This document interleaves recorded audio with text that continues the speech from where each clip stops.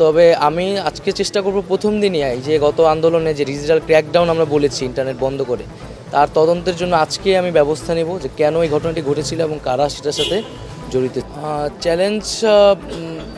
Challenge তো অনেক ধরনের আছে, তবে আমরা আশাবাদী যে আসলে আমরা জনগণ যে আস্থার জায়গা থেকে আমাদেরকে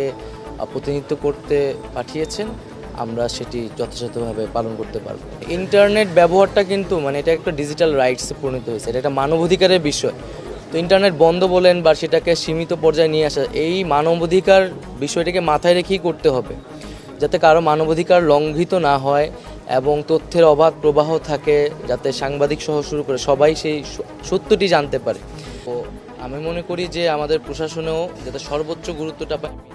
ভিত্তিতে, যাতে এখানে যারা কাজ করছে তারা সেই সুযোগটি পায় এবং দুর্নীতির বিরুদ্ধে অবশ্যই জিরো টলারেন্স নীতি বজায় থাকবে। এবং যেহেতু আইসিটি সেক্টরে আসলে তরুণদের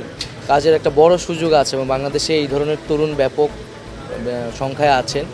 তাদের সাথে সেই সংযুক্তিটা আসলে প্রয়োজন, তাদের ক্রিয়েটিভ আইডিয়া এবং এখানে যারা অভিজ্ঞ আছে তাদের একটা সংযোগ ঘটানোর মাধ্যমে একটা তথ্য প্রযুক্তির যে বিপ্লব চলছে সেখানে বাংলাদেশকে নেতৃত্ব দিতে আমি মনে করি বাংলাদেশের তরুণ প্রজন্ম সক্ষম, শুধু প্রয়োজন তাদেরকে সেই সুযোগটি করে দেওয়া।